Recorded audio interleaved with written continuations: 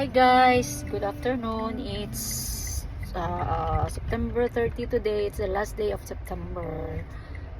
So, at last nakaabot na gyud si Ann, my batchmate, my high school batchmate.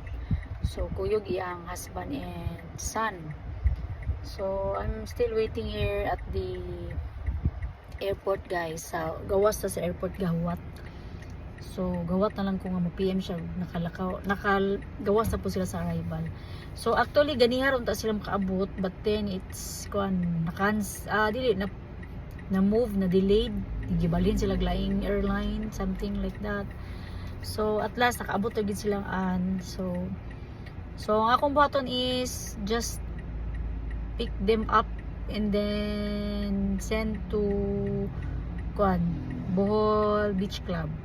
Then after that, bilhin ako sila. And then in Catherine, na po may day tour. So actually, ra siya, Lubok, Tarsier, and Chocolate Hills ra. Nilang gusto atuan. Hindi na sila sa lain. And then sa 4 is kuha na ko lang family. And then 6 is pauli na sila na. Hindi ka 1 PM, kuha na ko si Ann. Padong airport. And then hindi ka 3 PM. Kuha na po na ako yung family padung sa Duero. So dito na ko i-drop yung family.